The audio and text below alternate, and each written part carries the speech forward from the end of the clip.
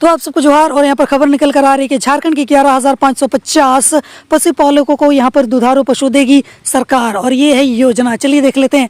मुख्यमंत्री पशुधन विकास योजना के तहत राज्य के किसानों और पशुपालकों की आमदनी यहाँ पर बढ़ाकर उन्हें आर्थिक रूप से सबल बनाने के लिए राज्य सरकार प्रथम चरण में यहाँ पर 11,550 पशुपालक किसानों को दुधारू पशु यानी कि गाय या फिर भैंस उपलब्ध कराने जा रही है। पशुपालन निदेशालय की ओर से इसके लिए जिलावार लक्ष्य तय करते हुए यहाँ पर पशुधन आपूर्ति की प्रक्रिया जो है वो शुरू कर दी गई है। पशुपालन विभाग के अनुसार यहाँ पर योजना के तहत प्रथम चरण में यहाँ पर राज्य के 11,550 पशुपालकों को यहाँ पर शेड सहित दुधारू पशु उपलब्ध कराने का लक्ष्य निर्धारित किया गया है।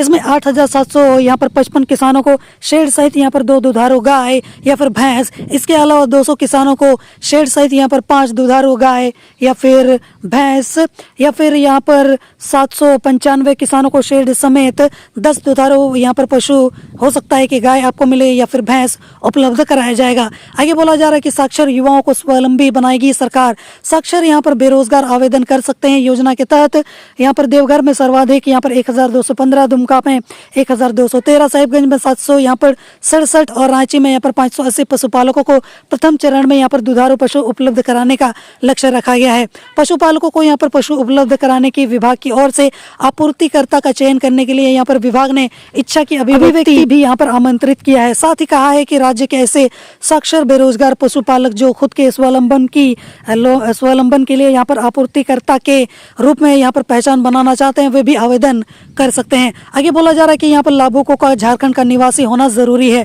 बोला जा रहा है कि योजना का लाभ लेने के लिए लाभुकों को राज्य का निवासी होना जरूरी है। इसके अलावा यहाँ पर किसान या पशुपालक होना बहुत ही ज्यादा जरूरी है। आवेदक के पास यहाँ पर पशु के लिए उचित स्थान, उसके नहाने आदि का यहाँ पर इंतजाम होना चाहिए। साथ ही जरूरी कागजातों में यहाँ पर आवेदक का आधार कार्ड, राशन कार्ड, जाति प्रमाण पत्र, झारखंड का मूल निवास प्रमाण पत्र यानी कि यहाँ पर स्थानीय जो यहाँ पर सर्टिफिकेट होता है, इसके अलावा बैंक खाता, मोबाइल नंबर के अलावा दिव्यांग या फिर विधवा यहाँ पर प्रमाण पत्र अगर ज़रूरी है तो वो भी यहाँ पर आपको देना पड़ेगा। आगे बोला जा रहा है कि 3 श्रेणी में यहाँ पर उपलब्ध कराए जाएंगे पशुधन। बोला जा रहा है कि योजना के तहत 3 श्रेणी में यहाँ पर पशुधन जो है वो उपलब्ध कराए जाएंगे, जिसमें यहाँ पर शेड सहित 2 गाय या फिर भैंस, इकाई की लागत यहाँ पर 1,35,50,000 या फिर शेड सहित 5 गाय या फिर भैंस, इकाई की लागत यहाँ पर 3,37,625 और शेड सहित 10 गाय या फिर भैंस, इकाई की लागत यहाँ पर 6,75,250 रुपए है। मुख्यमंत्री पशुधन विकास योजना के तहत पशुपालकों को 90% तक यहाँ पर अनुदान का प्रावधान है।